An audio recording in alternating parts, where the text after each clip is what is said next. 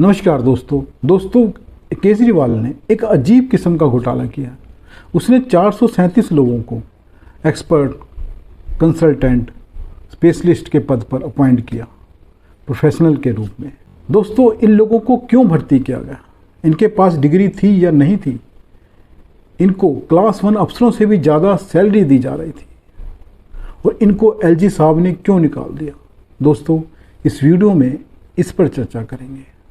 केजरीवाल बहुत ही शातिर, चालाक, मक्कार और झूठा आदमी है।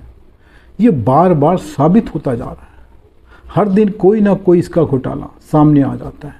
हैरानी की बात है, जो व्यक्ति रोज किसी न किसी घोटाले में फंसता हुआ नजर आता है, उसके किसी न किसी डिपार्टमेंट में, मिनिस्ट्री में कोई ना कोई नया घोटाला सामने आता रहता है। लेकिन यही व्यक्ति दुनिया का सबसे कट्टर ईमानदार मुख्यमंत्री होने का दावा करता है। ये अजीब किस्म का दावा है। दोस्तों, कांग्रेस ने अपने 60 साल में इतने घोटाले नहीं किए होंगे जितने इसने अपने 8 साल के शासन में कर लिए। कांग्रेस भी हैरान है कि ये कैसे इतना सोच लेता है। लेकिन दोस्तों, ये बहुत पढ़ा लिखा है। ये कहता है कि मैं सबसे पढ़ा लिखा हूँ, दुनिया में सबसे ज़्यादा पढ़ा लिखा मुख्यमंत्री है ये। तो इसके पास दिमाग बहुत ज़्यादा है। रोज़ रोज़ नए घोटाले कैसे किए जा सकते हैं, किस तरह से सरकारी पैसे की चोरी की जा सकती है, किस तरह से उसका इस्तेमाल अपनी पार्टी के लिए किया जा सकता है, ये सोचता रहता है क्योंकि इसका दिमाग बहुत चलता है। ये तो कहता है मैं खाऊंगा भी और सबको खिलाऊंगा भी। इसी करके मीडिया भी इससे खुश रहता है। मीडिया भी इसके बारे में कोई बात नहीं करता। रोज़ इसके घोटाले सामने आते हैं लेकिन मीडिया चुप रहता है। दोस्तों, आगे इस पर बात करें तो इसने 437 लोगों को दिल्ली सरकार में अपॉइंट किया था। अजीब किस्म से ये कंसल्टेंट, एक्सपर्ट, स्पेशलिस्ट के पद पर अपॉइंट किए गए। इनके लिए पोस्ट बनाई गई। इन लोगों को दिल्ली के डिफरेंट डिपार्टमेंट्स, मिनिस्ट्री में रखा गया दिल्ली सरकार को सलाह देने के लिए। ये एडवाइज़र के रूप में आए। दिल्ली सरकार के पास ले देकर 4-5 मंत्रालय हैं, थोड़े से डिपार्टमेंट हैं, लेकिन इसको 437 लोगों की ज़रूरत थी एडवाइज़र के तौर पे सलाह देने के लिए। और उनको मोटी तनख्वाह दे रहा था, जो दिल्ली में क्लास 1 अफसर हैं उनसे भी कहीं ज़्यादा। उनको 60,000 से लेकर 2,65,000 से ज़्यादा सैलरी दी जा रही थी। एलजी ने दोस्तों इनको नौकरी से निकाल दिया। इनको वेतन भी देने से मना कर दिया। जो इनका बाकी बचा वेतन था वो रोक दिया। क्यों रोक दिया? एलजी ने ये कदम क्यों उठाया? उनका कहना है कि जो ये अपॉइंटमेंट्स हुई है, इन लोगों को जो भर्ती किया गया सारी इलीगल हैं। गवर्नमेंट के जो रूल रेगुलेशंस हैं उनके हिसाब से इनको भर्ती नहीं किया गया, इसलिए निकाला जा रहा है। और दोस्तों, जब ये ऑर्डर दिया एलजी ने तो सारी आम आदमी पार्टी बुखला गई कि एलजी ये कौन होता करने वाला। वैसे भी दिल्ली के मालिक तो केजरीवाल हैं, तो एलजी ने ऐसा क्यों किया? इन लोगों का कहना है कि इनके बगैर दिल्ली सरकार कैसे काम करेगी। अब दिल्ली सरकार में काम कैसे होगा?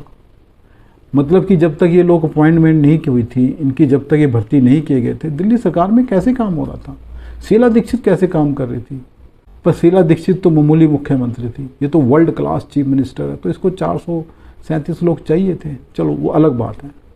लेकिन दोस्तों, जो ये 437 लोग हैं, इनके बारे में जो खुलासा हो रहा है वो हैरान करने वाला है। केजरीवाल ने अपने ड्राइवर को भी एक्सपर्ट बना के भर्ती किया हुआ था। अब वो ड्राइवर कौन सी सलाह दे रहा था, कौन सी एडवाइस दे रहा था जो दिल्ली सरकार को चाहिए थी उससे? इसने एक एमएलए की बीवी को भी एक्सपर्ट बना रखा था, उसको भी सैलरी दे रहा था। इसके अलावा ऐसे बहुत से लोग निकल आए हैं जो आम आदमी पार्टी से सीधे तौर पर जुड़े हुए थे, जो उसके लिए काम कर रहे थे, वो भी एक्सपर्ट बने हुए सरकारी नौकरी कर रहे थे। इसके अलावा दोस्तों, दिल्ली विधानसभा के जो अध्यक्ष हैं उन्होंने एलजी को कोई लेटर लिखा है कि 100 से ज़्यादा जो एक्सपर्ट हैं वो विधानसभा के लिए थे।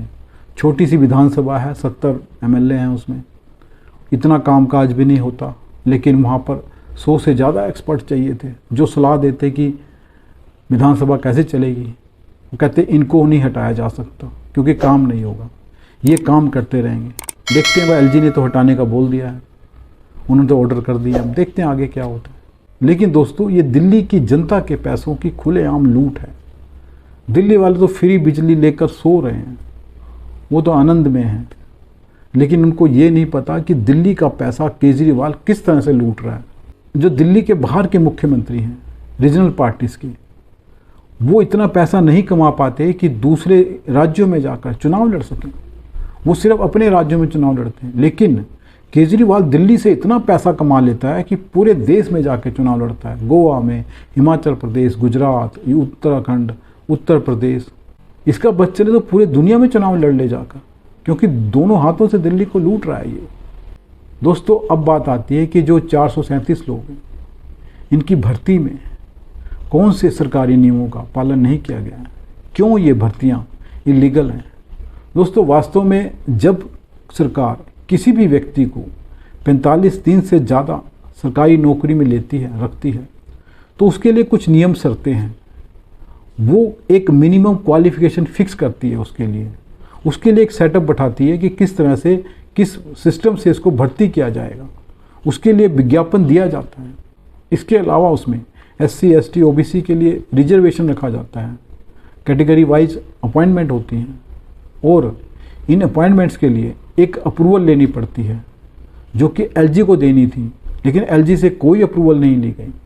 वास्तव में इन लोगों को चुपचाप से भर्ती किया गया, क्योंकि ये सरकारी काम के लिए भर्ती नहीं किए गए थे। ये आम आदमी पार्टी का काम कर रहे थे। ये लोग दिल्ली सरकार के डिफरेंट डिपार्टमेंट में, मिनिस्ट्री में जासूस का काम कर रहे थे। आम आदमी पार्टी के लिए इन्फॉर्मेशन लेके आ रहे थे, उनके लिए सोशल मीडिया संभाल रहे थे। LG ने अपनी जांच में पाया कि कई लोगों की डिग्रियां फर्जी हैं। ये आदमी एक तरफ तो मोदी जी की डिग्री को फर्जी बताता है और दूसरी तरफ फर्जी डिग्री वाले लोगों को भर्ती करता है। वास्तव में ये फर्जी आदमी है, सारे काम फर्जी करता है। मोहल्ला क्लिनिक के नाम पर अपने लोगों को एडजस्ट किया हुआ इसने, कार्यकर्ताओं को, नेताओं को। उनके मकान जो है महंगे किराए पर लेकर मोहल्ला क्लिनिक खोल दिए गए। उनके लोगों को ही भर्ती किया गया। वहाँ पर छोटी मोटी दवाइयाँ बुखार की, खांसी की दी जाती हैं। बाकी इलाज के लिए सरकारी हॉस्पिटल में भेज दिया जाता है। वो नाम के लिए खुले हुए हैं, क्योंकि जब आपने कोरोना के टाइम देखा तो कोई भी मोहल्ला क्लिनिक काम नहीं आया, सभी में ताले लग गए थे, क्योंकि वास्तव में वहाँ पे वो आदमी है ही नहीं जो मोहल्ला क्लिनिक चलाने के लिए चाहिए। इसी तरह से ऑड इवन में इसने अपने लोगों को भर्ती किया, कार्यकर्ताओं को खड़ा कर दिया रोड पे, 1000 2,000 की दिहाड़ी पे।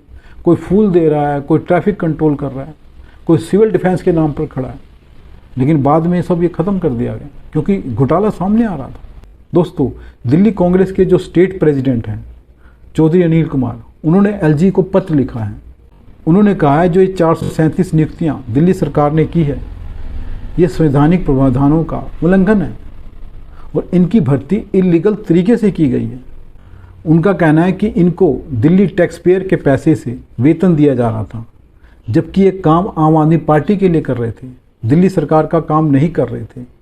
इसलिए उनका कहना है कि इसकी वसूली की जानी चाहिए, इस पैसे की। या तो वो लोग दें जिनको भर्ती किया गया था, या आम आदमी पार्टी दे, क्योंकि उनका काम कर रहे थे। ऐसी ही बात दोस्तों दिल्ली में जो भाजपा है उसने भी कही है कि इनसे वसूली की जानी चाहिए, इस पैसे की, जनता के पैसे की, क्योंकि उस पैसे की बर्बादी हुई है।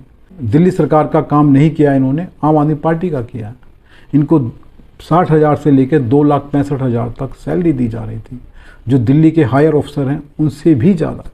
मेरा मानना है कि इन लोगों से वसूली ज़रूर की जानी चाहिए, या आम आदमी पार्टी से की जानी चाहिए, क्योंकि इन्होंने सरकारी काम तो किया नहीं है, पॉलिटिकल पार्टी का किया है। इसके अलावा दोस्तों, मीडिया पर भी सवाल खड़ा होता है।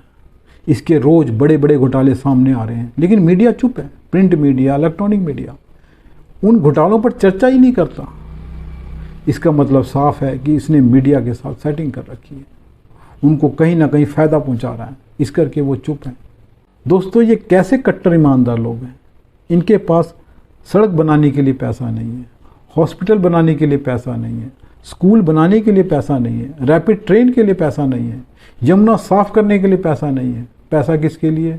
सिर्फ एक्सपर्ट भर्ती करने के लिए, फालतू में पैसा बर्बाद करने के लिए इनके पास बहुत पैसा है। दिल्ली का पैसा बर्बाद कर रहे हैं, लेकिन ज़रूरी काम के लिए इनके पास पैसा नहीं है।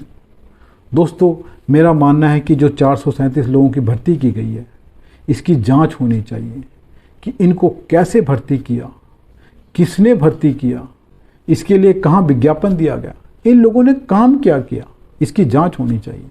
इसकी जांच होती है तो इस घोटाले की सारी परतें खुल जाएंगी। इन लोगों को हर महीने 5 से 6 करोड़ रुपए दिए जा रहे थे दिल्ली के, मेरा मानना है कि जांच बहुत ज़रूरी है, तभी कुछ पता लगेगा। दोस्तों, वीडियो कैसा लगा आप कमेंट बॉक्स में बता सकते हैं। नमस्कार दोस्तों, अगर वीडियो पसंद आए तो इसको लाइक करें, चैनल को सब्सक्राइब करें। धन्यवाद।